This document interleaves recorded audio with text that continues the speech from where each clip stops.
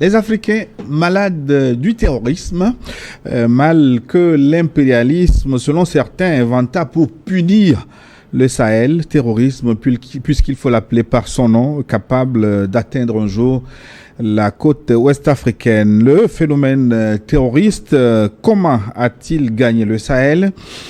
Qui en sont les tenants et les aboutissants? Comment l'endiguer? 90 minutes pour en parler. Mes invités, j'ai l'honneur et le plaisir d'avoir à mes côtés aujourd'hui Dr Folie Gadaïkoué. Docteur, bonjour. Bonjour, cher Gilles. Très en forme, comme d'habitude. Vous êtes le directeur de l'Institut d'études stratégiques US de l'Université de Lomé, enseignant-chercheur. En effet. Vos casquettes sont nombreuses, j'aurai l'occasion de les reciter. Avec vous aujourd'hui, celui qui ne bouge pas, Sogoyou Kegewe, son excellence, bonjour. Bonjour, mais je serai obligé de bouger un jour. Donc, pour le moment, vous êtes bonjour, là. Bonjour à nos téléspectateurs. bonjour à nos téléspectateurs. Bonjour Gilles. Eh bien, c'est dimanche, donc on est là. Pour la messe, voilà. Sans quête. Vous êtes journaliste, ancien ambassadeur du Togo. Terrorisme en Afrique de l'Ouest, origine, expansion et solution, c'est le thème de jeu. Vous êtes conviés à porter vos contributions à la richesse de ce débat en envoyant vos messages via WhatsApp. Vous connaissez le numéro plus 228 96 08 43 43. Si vous nous suivez ce dimanche à midi, nous sommes en direct. Je me ferai le plaisir de relayer vos messages à partir de 13h10 UTC. Si c'est un différé que vous nous recevez à travers notre chaîne YouTube, c'est le moment de nous soutenir, de protéger cette émission par votre pouce. Likez New World Forum et abonnez-vous à notre chaîne si ce n'est pas encore fait. N'oubliez pas d'activer la cloche de notification pour recevoir les vidéos dès qu'elles sont publiées. Et puis partagez loin la New World Forum pour porter loin la voix de cette Afrique qui veut endiguer le terrorisme. Et pour commencer, ce phénomène-là, pour parler comme Tiken Jafakoli, très controversé maintenant, mais c'est depuis ces derniers temps. Est-ce qu'on a tout compris de ce phénomène, docteur Folie-Ekoué? Le phénomène terroriste est-il à présent intelligible? A-t-il été bien étudié, assez documenté? Bien, je peux dire que en Afrique de l'Ouest, c'est un phénomène pratiquement nouveau parce que vous êtes à une quinzaine d'années, sinon une vingtaine, 2002, 2025. Mais en Afrique australe, si vous voulez, en Afrique de l'Est, avec les Shabab, c'est un phénomène qui est un peu vieux. Dans d'autres aires du monde, c'est encore plus vieux. Vous savez que l'Europe a connu le terrorisme dans les années 1900, depuis l'Empire austro-hongrois jusqu'au terrorisme espagnol. Je veux parler du terrorisme de gauche et de droite en Italie, avec notamment les groupes comme Gladio, le Partito Comunista Italiano. Ils ont connu du terrorisme dans tous ces pays. Mais chez nous, en Afrique, c'est un phénomène pratiquement nouveau. Et je crois qu'il n'est pas suffisamment étudié. On a pratiquement deux approches. Et nous, les universitaires, nous avons une approche plus sociologique qui étudie les faits et les phénomènes géopolitiques. On a une lecture géopolitique assez claire du phénomène. Mais il y a également l'approche militaire. Parce que les FAT et les services secrets ont leur approche au phénomène, leur rapport au phénomène de la violence. Et il y a une façon d'étudier l'expansion de ce phénomène. Si vous voulez, on peut ajouter l'approche politique-diplomatique, politico-diplomatique, qui donne un sens beaucoup plus originel à ce phénomène. C'est-à-dire, c'est une approche qui voudrait que le terrorisme soit désactivé par des négociations interétatiques au niveau diplomatique. Parce que on connaît l'origine de ce phénomène. On sait que les acteurs qui sont sur le terrain ne sont que des acteurs d'exécution et que les planificateurs sont à un niveau politique plus avancé dans plusieurs instances, soit des sérails de certains États ou encore dans des instances qui sont privées, multinationales et qui agissent pour l'intérêt d'autres États. Et donc, pour désactiver le terrorisme, on pense dans cette approche qu'il faut faire de la diplomatie, négocier avec les grandes puissances qui ne sont pas étrangères à ce qui se passe dans le Sahel. Aujourd'hui, quelle que soit la manière dont vous tournez l'affaire, la France est impliquée, la Grande-Bretagne est impliquée, les USA sont impliqués. on n'a pas encore trouvé des indices pour impliquer des actions de violence dans le Sahel à la Chine, ni à la Russie, sinon pour des motifs de réaction. Et donc, on sait plus ou moins les vraies origines. Aujourd'hui, les forces armées peuvent le dire, les universités avisées le savent, les vraies origines du phénomène que nous regardons sur le terrain. Et donc, on voudrait que ça se fasse par des négociations. Au lieu d'envoyer des armées pour combattre, il faut négocier en amont. Voilà un peu ce que nous savons du phénomène. Maintenant, il y a plusieurs courants qui, dans le sens de la prévention, de la résolution, pensent que c'est parce que l'État est faible. C'est parce qu'il n'y a pas assez d'expansion de l'État dans les zones transfrontalières. C'est parce qu'il n'y a pas de politique sociale que les jeunes se font enrôler. On parle là des facteurs de vulnérabilité, ainsi de suite. C'est de la littérature sociologique à laquelle nous sommes habitués dans l'analyse de ce phénomène. Mais ce qui est certain, nous sommes en train de traverser une zone de turbulence du Sahel vers le Golfe, programmée par les grandes puissances, pour des intérêts que nous aurons le temps d'analyser. Avant de revenir à son Excellence Sagoyo Kegewe, est-ce que le terrorisme qui frappe l'Afrique de l'Ouest, le Sahel notamment, est-ce qu'il est différent du terrorisme qui sévit ou qui sévissait ailleurs? Oui, d'ailleurs, déjà l'ailleurs est pluriel. Mais je peux vous dire oui, c'est un terrorisme différent.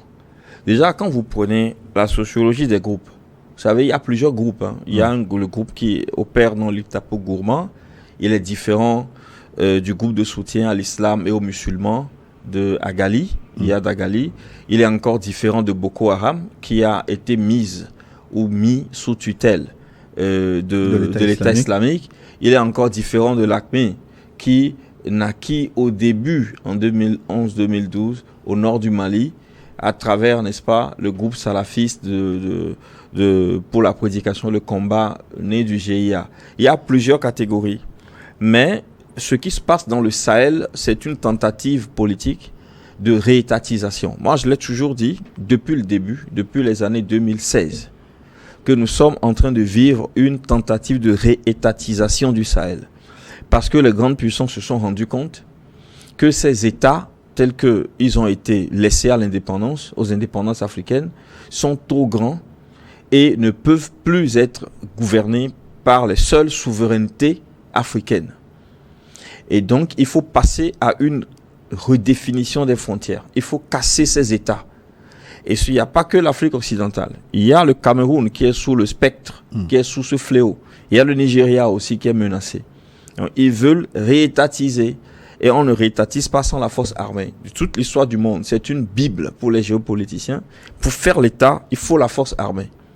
La force armée définit des frontières, met en place des structures de gestion, et l'État est reconnu au plan international, et ça devient la norme pour tout le monde. Le problème, c'est que... Comme l'a fait pour le Soudan. Alors. Exactement. Le problème, c'est qu'au Mali, malheureusement, ou heureusement pour l'Afrique, il y a des patriotes militaires qui se sont opposés à ce projet. Le projet devait déferler jusqu'au Golfe. Le projet a connu l'hostilité de certains militaires maliens qui rapidement ont pu trouver du soutien auprès, n'est-ce pas, de la Russie, qui devient aujourd'hui la puissance de tutelle de l'État malien dans les questions de sécurité et peut-être d'autres. On peut parler de questions de développement. Après, le Niger est rentré dans la marche, le Burkina est rentré dans la marche. Donc, les Occidentaux qui étaient les acteurs de ce projet de réétatisation, ils ont besoin des ressources pour alimenter un modèle économique de puissance et de société qui est en déchéance. Et bien entendu, ici, je ne parle pas des citoyens occidentaux qui sont nos frères, nos amis.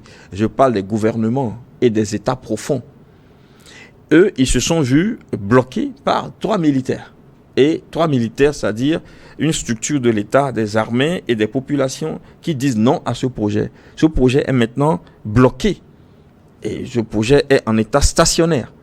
Donc, tant que, et si vous voulez, je développe encore, tant qu'ils n'ont pas déséquilibré ces 3 États, le projet ne pourra pas continuer. Et cela est un signal pour nous aussi qui sommes au Golfe. Ces États constituent en réalité une forme de digue. Oui, c'est une digue pour nous. En fait, ils empêchent l'échéance d'un projet qui ferait du mal à tous les Africains de cette côte, de cette partie de l'Afrique. C'est pour cela qu'une solidarité envers ces combattants n'est pas du tout mauvaise.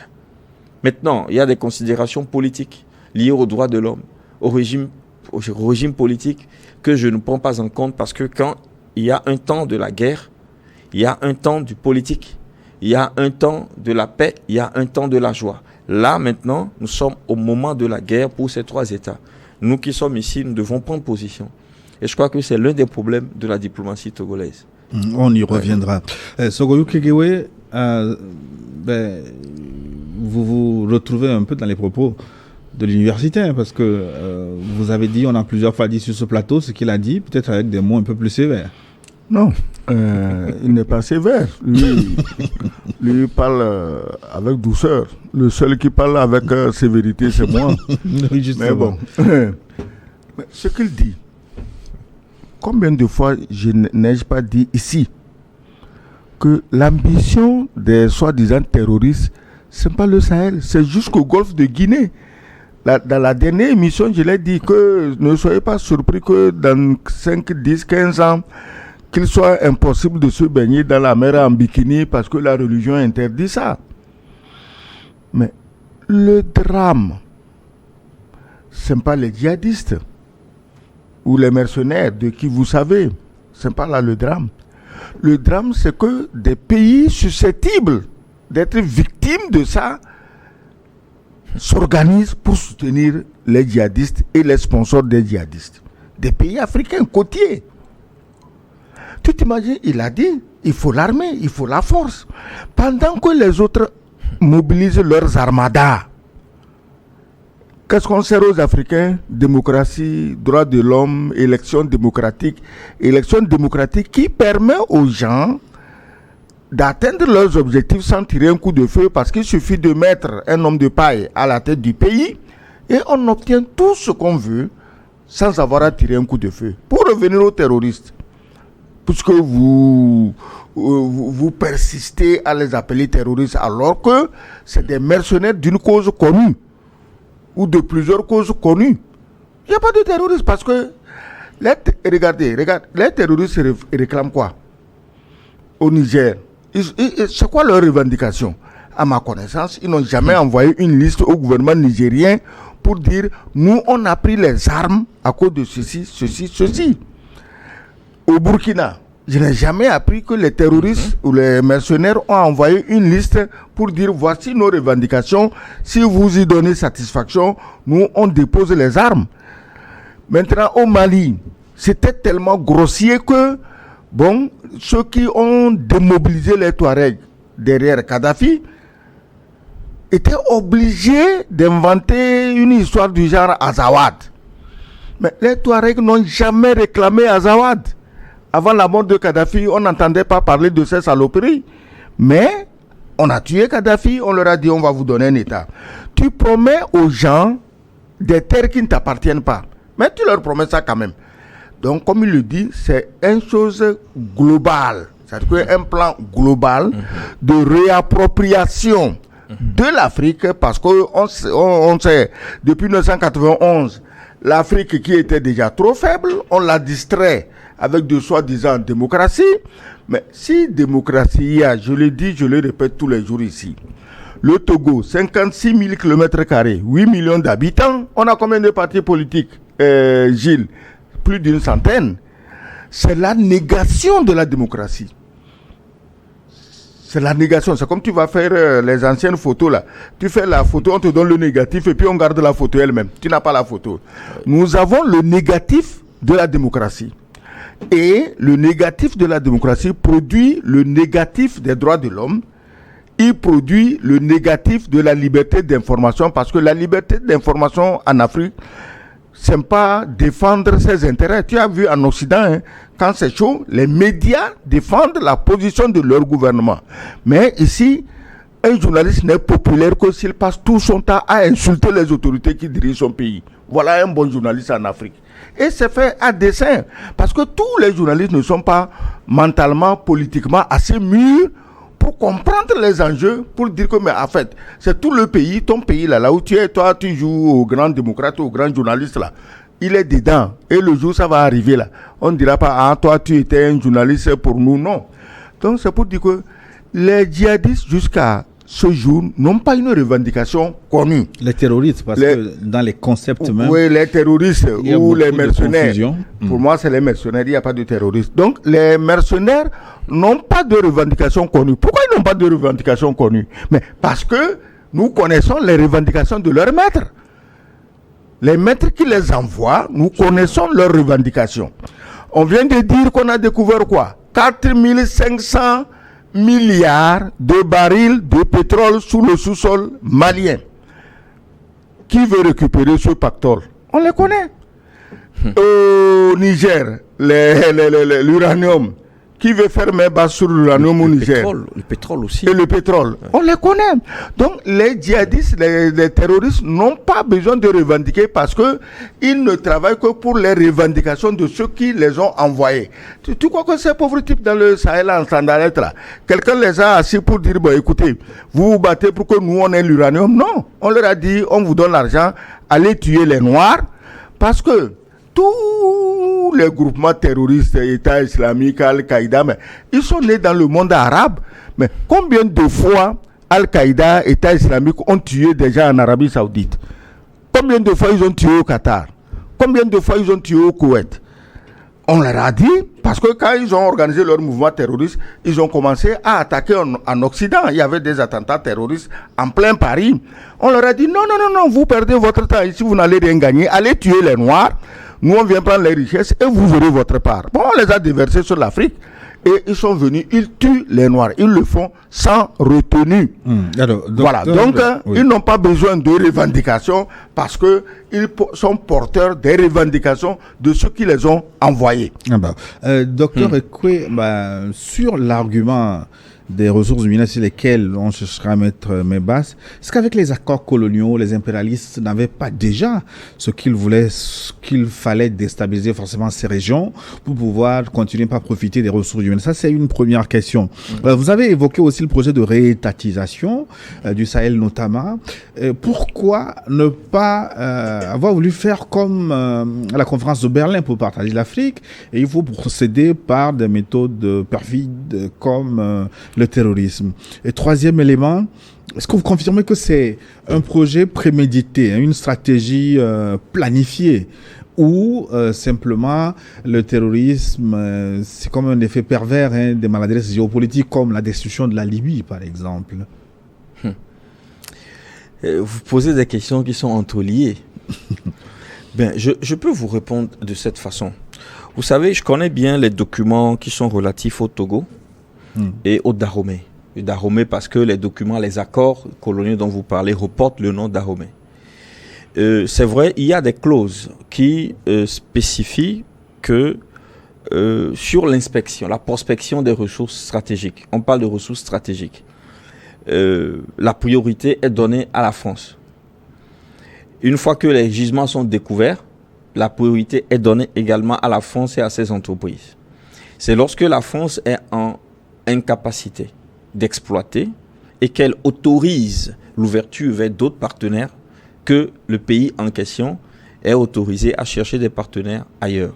Mais là aussi, n'oublions pas que grâce au système du franc CFA, les règlements extérieurs se font par la BCEAO. Du coup, il n'y a pas de règlement extérieur que l'État togolais ou dahoméen puisse faire eux-mêmes directement. Donc, tout est contrôlé. Maintenant, il y a des ressources qui n'étaient pas découvertes à cette époque, qui vont être découvertes plus tard. Est-ce que les accords initiaux couvrent ces ressources? La réponse est non. C'est la raison pour laquelle il y a de temps en temps des remises à jour de ces accords. Maintenant, aujourd'hui, le monde a changé. Vous savez, le monde, on a défini, on a voulu faire la mondialisation. En 1982, Margaret Thatcher va proclamer la dérégulation des flux financiers mondiaux. À partir de cet instant, les frontières vont s'ouvrir sur les flux financiers. Et vous savez que la mondialisation a connu un échec. Aujourd'hui, on subit les conséquences de la mondialisation, de l'échec de la mondialisation. Parce que dans la mondialisation, il y a au moins 3 éléments. Il y a l'inclusion, il y a l'interdépendance. Mais l'interdépendance, c'est quoi? C'est la la contrainte de la souveraineté, c'est la négation de la souveraineté. À partir du moment où on a bâti un système, un ordre mondial en 1945 sur la souveraineté, c'est-à-dire l'état-centrisme, ce qu'on appelle le statocentrisme, on arrive à un moment où on nous parle maintenant d'interdépendance et de mondialisation. Ça veut dire quoi? Ça veut dire que le fort, avant c'était le faible qui dépendait du fort. Mais avec la mondialisation, l'interdépendance, le faible va dépendre, le fort va dépendre du faible. Et cela veut dire quoi dans la pratique? Ça veut dire que un petit pays comme le Togo peut avoir une capacité de nuisance ou de déséquilibre de l'ordre mondial, de génération de désordre, comme les grands pays comme la Chine, la Russie, les États-Unis et autres. Parce qu'il y a l'interdépendance. Les Français, pour agir dans une partie du monde, ont besoin du petit pays qu'est la Côte d'Ivoire. Lorsque la Côte d'Ivoire dit non à l'exportation de son cacao, elle produit du désordre en Angleterre, dans d'autres États. C'est comme ça que nous avons fait le système de l'interdépendance. Et c'est dans ce système-là qu'on découvre les gisements. Puisque le monde est déjà fait avec une négation des souverainetés, on a remarqué que l'échec de l'amalgation des États africains par les cultures occidentales, il y a un échec. Cet échec fait que les États africains cherchent maintenant, aujourd'hui, à s'émanciper de la tutelle de leurs anciennes puissances. Et le modèle est en crise. C'est pour cela qu'ils ne peuvent pas se contenter des accords anciens, ni des accords anciens renouvelés. Il faut produire de nouveaux États avec de nouveaux dirigeants qui sont neufs. Puisque les anciens États, avec la tradition étatique depuis les années 60, ont compris comment fonctionne le monde. Quand vous prenez des régimes comme le régime du Togo, qui a connu une continuité, l'un des plus anciens en Afrique, que voulez-vous apprendre à l'état profond togolais sur la manière dont le monde fonctionne? Vous prenez les exemples un peu partout. Vous avez les États africains ont compris le jeu. Mobutu le disait avant de chuter. Et en 1994, pourquoi est-ce que nous avons dévalué le franc CFA? Pourquoi la garantie illimitée n'a pas fonctionné? On nous avait dit qu'en cas de flop financier, le Trésor français aurait garanti la stabilisation de la monnaie. Mais on nous a demandé de dévaluer. C'est Bongo qui va appeler Eyadema. C'était les deux. Vous lisez Focard parle, version 2. Ça se trouve dedans. Il explique avec les noms, il cite les lieux. Il dit pourquoi la garantie limitée n'a pas fonctionné. Parce qu'en fait, c'est les Africains eux-mêmes qui soutiennent leur monnaie. Ce n'est pas la France qui soutient la monnaie. Et donc, vous voyez bien que les gens ont pris conscience. Eyadema a pris conscience. Vous savez ce qui s'est passé ici au Togo? Lorsque les Français, l'ambassadeur, voulait mettre Kofigo au pouvoir, Monsieur Kofigo au pouvoir, au même moment, la France faisait un double jeu avec Eyadema. Eyadema a dû faire une interview et un ouvrage dans lequel il parle des secrets de 63. De façon voilée. C'est alors que les choses ont changé. Et Chirac et le monde français qui était dans le... Ils ont décidé de remettre Eyadema au pouvoir. Pourquoi? Parce qu'Eyadema a connu comment fonctionne le système. Donc, vous voyez, les présidents africains savent aujourd'hui que les 60 ans de coopération, de fonds d'aide africains, avec tous les revers que nous avons connus, n'apportent rien à nos États. Ils sont prêts à filer de leurs doigts, à sortir de leurs emprises. D'où, prenez le cas du Togo, avec la décision diplomatique de faire la diversification diplomatique. Et depuis quelques années, le Togo fait la diversification diplomatique. Ça ne plaît pas à tout le monde, mais les gens considèrent que c'est une façon, une stratégie du Togo de sortir des filets de la France. Sans le dire. Ça se dit un peu partout. Donc, les Européens sont conscients que les Africains d'aujourd'hui ont compris le jeu. Et donc, la meilleure façon, ils ne peuvent plus venir pour demander, avec la multiplication des réseaux sociaux, le monde de la communication interconnectée. Aujourd'hui, tous les événements surgissent. Ils ne peuvent plus dire à des chefs d'État aujourd'hui de livrer encore pour 50 ans, 80 ans leur gisement pour le bien-être des populations, d'autres sphères, sans que la jeunesse, les partis politiques, les sociétés civiles, les intellectuels ne réagissent. il faut forcément réétatiser. Il faut tout bouleverser. Et je vais m'arrêter ici, sinon je vous donnerai plusieurs exemples historiques. Là où, à chaque moment où le système de domination est saturé, on produit du désordre instrumentalement et on remet le compteur à zéro. Soit par des guerres, soit par des crises financières extraordinaires, et il n'y a plus de dette. Et tout revient à zéro. C'est ce que nous sommes en fait, il y a une tentative. Vu l'illusion à la fin du bipolarisme, l'illusion du monde unipolaire, et aujourd'hui la tentative de multipolarisation du monde, ceux qui voulaient unipolariser le monde se sont retrouvés devant des difficultés énormes. Donc il faut pour eux remettre les compteurs à zéro en créant du désordre un peu partout pour redonner les conditions d'une, ce qu'on appelle risorgimento, n'est-ce pas, d'une résurgence de leur économie, de leur civilisation. Alors, Excellence Sogo Kegewe, docteur Garaïkwe, disait que les régimes militaires qui sont arrivés au pouvoir au Mali, au Burkina Faso, au Niger, sont apparus un peu pour contrarier ce projet de réétatisation du Sahel. On comprend alors pourquoi beaucoup d'Africains apportent leur soutien à ces régimes. On vous le reproche d'ailleurs d'accorder, comment on va dire, d'apporter toute votre eau aux poutistes. Alors, si on comprend bien les choses, soutenir ces régimes, c'est beaucoup plus que d'adorer des militaires au pouvoir. Mais adorer les militaires. Les militaires, là, c'est des humains ou non? C'est des citoyens des 10 pays ou bien ils sont tombés de la Lune? Non, c'est pas une affaire de militaires même d'ailleurs. Est-ce que... oui. Les poutistes, là, ils sont des enfants du pays, oui ou non? Ils sont des patriotes. Est-ce que c'est les seuls pays au monde où des militaires sont devenus présidents par la force des armes? De Gaulle, Napoléon, vous voulez qu'on les cite tous? Mais c'était des poutistes féroces.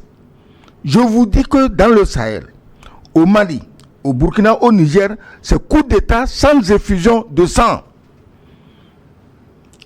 Par contre, dans d'autres pays où il n'y a pas eu coup d'État, on faisait démocratie, droits de l'homme, on a tué plus de 60 personnes pour permettre à 2 compères d'arriver au pouvoir.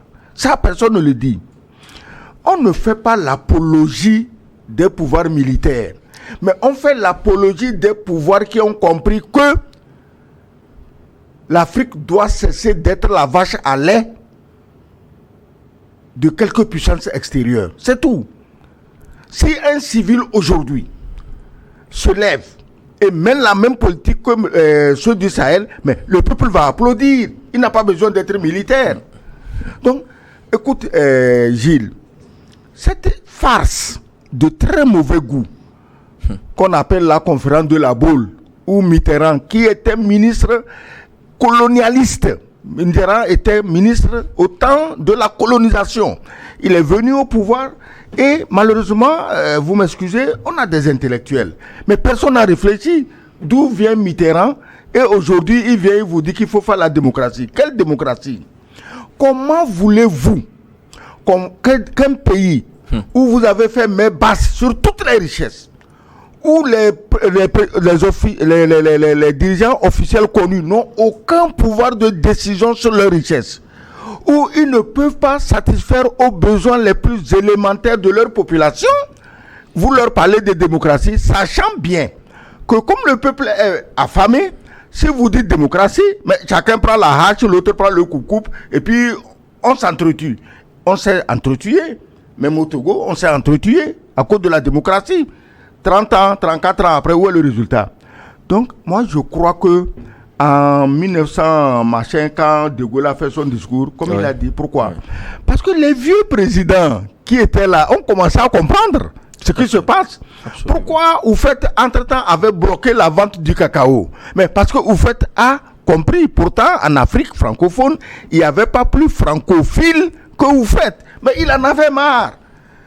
Les Mobutu, les Bongo, les Adema, les Moussa Traoré, les Kérékou, mais tous ont compris qu'on les amène dans l'abîme. Mais ils ne savaient pas comment s'en sortir. Ils ne savaient pas comment s'en sortir. Ouais. Mais ils commençaient quand même à se poser des questions.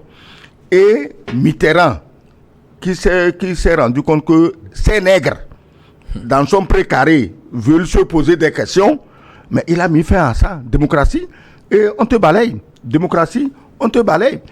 Il a donné l'exemple du Togo. Moi, je n'aime pas, vous le savez, je n'aime pas trop m'attarder sur le sujet togolais. Les gens me reprochent cela, mais parce qu'au Togo, tout est passionné. Non, on va revenir sur tu ne peux pas dire quelque chose à un Togolais et il va réfléchir. Il agit instinctivement.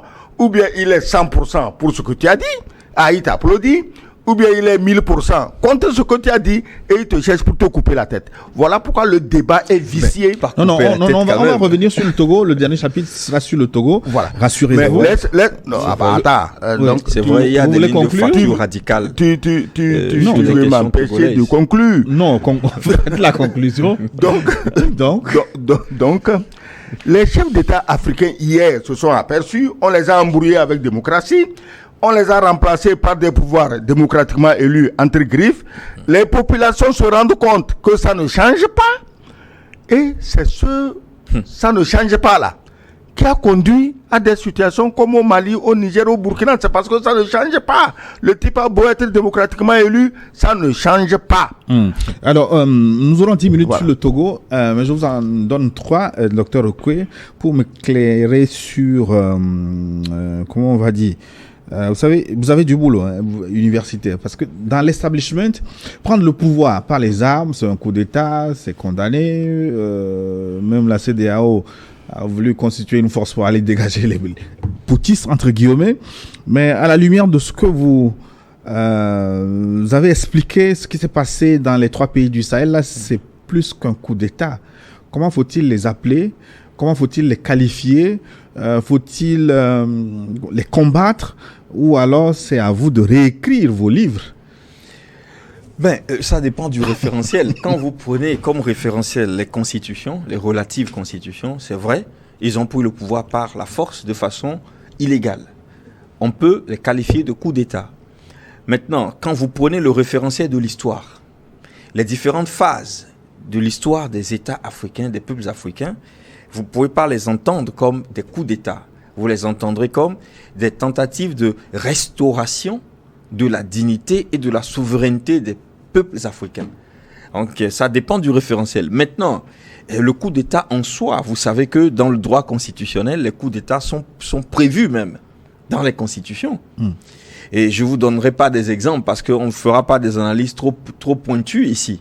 Mais si vous prenez la constitution du Bénin et du Ghana, du Nigeria, la constitution fédérale du Togo, il est écrit clairement que lorsque la finalité de l'État est en danger, la finalité ultime de l'État est en danger, les citoyens sont légitimés à bloquer et à arrêter les porteurs de ce danger, quels que soient les moyens auxquels ils font recours. Pourquoi n'ont eu aucun juriste à la CEDEAO pour analyser les choses de ce...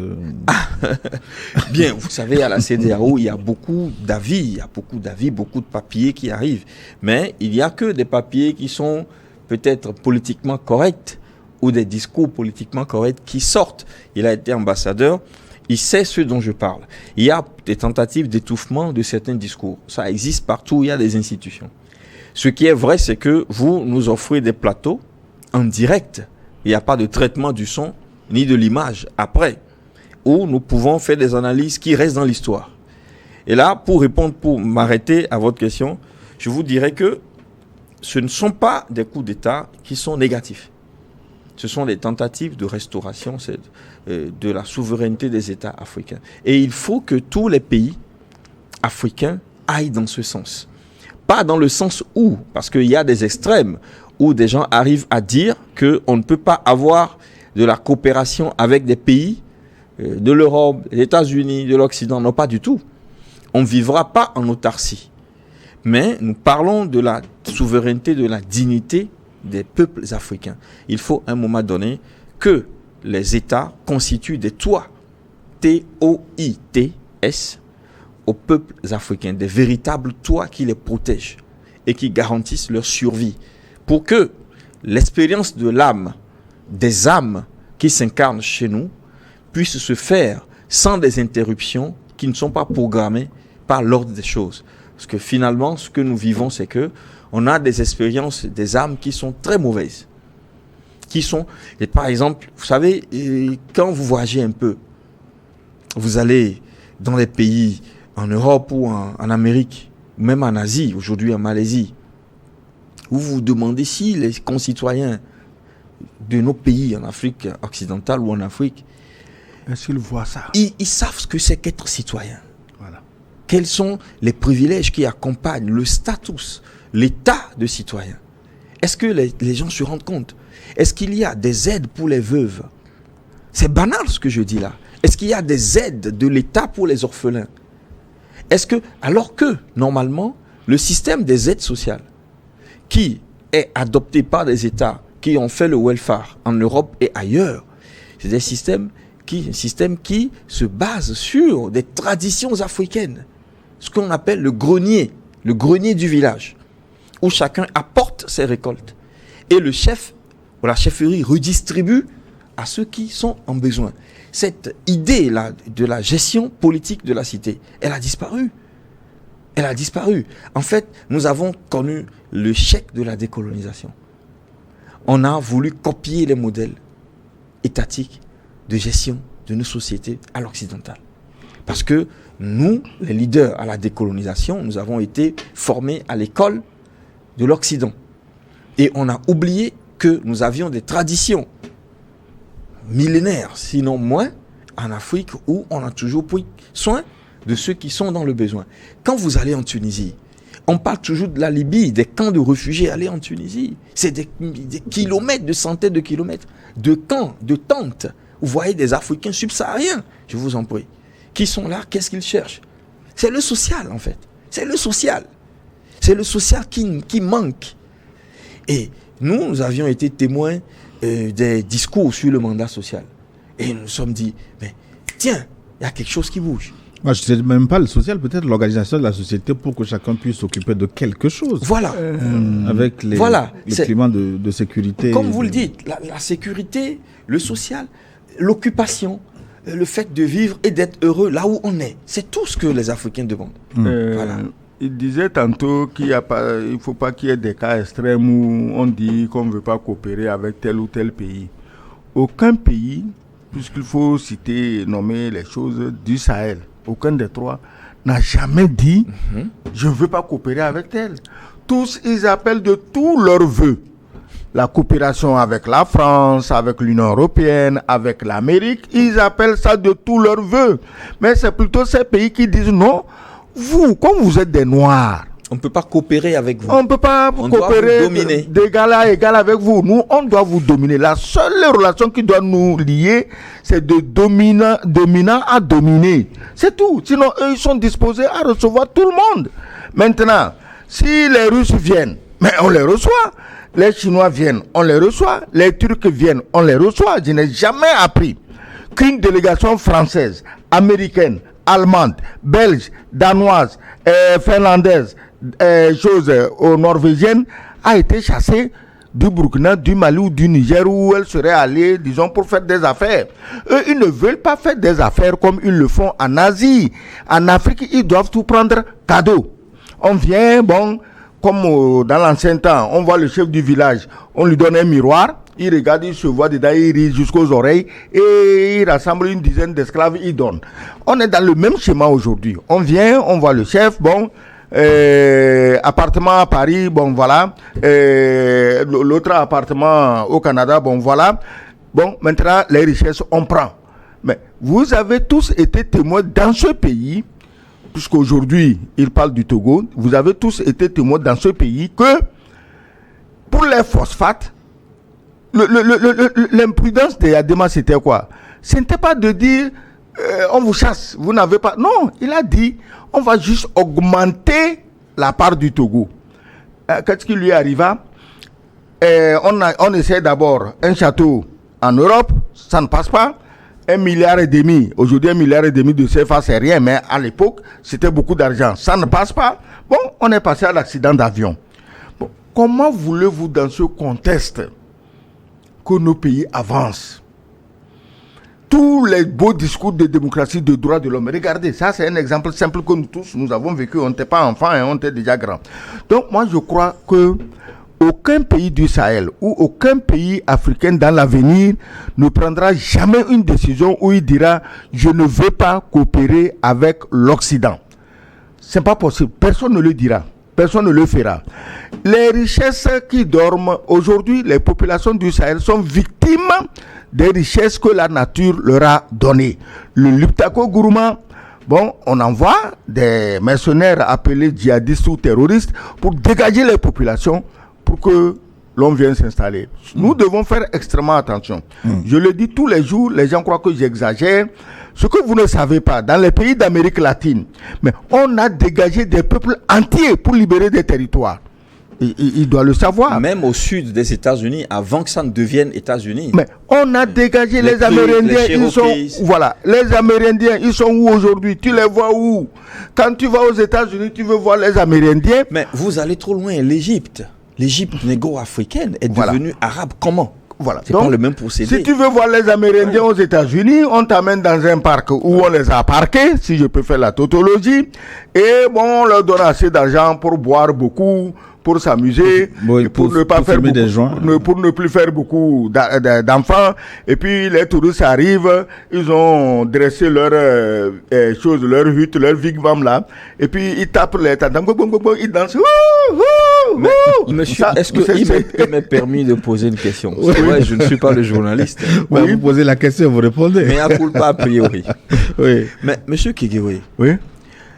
Si ces gens ont ces dispositions que vous décrivez, les dispositions de domination, qu'est-ce que vous proposez? Est-ce que pour autant on ne doit pas coopérer avec eux? Comment? Parce qu'on ne peut pas vivre si nous avons un destin de puissance. On sera finalement obligé d'établir un certain type de rapport avec eux. Oui, nous voulons ce rapport. Oui. Nous voulons, en tant qu'Africains, on veut ce rapport. On veut apprendre des Français, des Allemands, des Belges, des Danois, de tout ce que tu veux. On veut apprendre d'eux. Mais qu'on nous laisse au moins apprendre à cultiver le riz avec les Chinois et les Vietnamiens. Dans les relations de domination, est-ce qu'on va vous laisser? Mais s'ils ne nous laissent pas, c'est leur faute. Ce n'est pas nous. Là, ce n'est pas nous qui refusons. Nous, on tend la main. Venez, on travaille ensemble. Nos minerais sont là. Bon, heureusement, vous avez la technologie. Venez, on s'entend. Mais ici, on ne veut pas ça. Non, mais est-ce que le rapport de force va changer parce que l'autre voudra simplement? Est-ce que il reste encore beaucoup de questions. Attends. Non, laisse-moi. Je n'ai pas fini. Il y a la question du Togo. Oui, non, je n'ai pas fini. Je n'ai pas fini ce que je disais. Oui, mais bon, là, nous sommes obligés de nous arrêter. Je vais vous redonner la parole, parce que nous avons encore 45 minutes devant. Et là, ne bougez pas, parce que nous allons parler du Togo. Pourquoi le terrorisme est venu jusqu'au nord Togo? Pourquoi le Togo est pris pour cible? J'ai aussi une autre question. Pourquoi les ressources du sous-sol là, comment on l'appelle, en Arabie Saoudite, aux Émirats Arabes Unis, on achète comme il faut, alors qu'en Afrique, on nous propose des vil prix? J'aurai le plaisir d'avoir vos réponses. Mais tout ça, on marque une pause pour des impératifs commerciaux. On se retrouve dans 10 minutes pour la suite de l'Ivoire.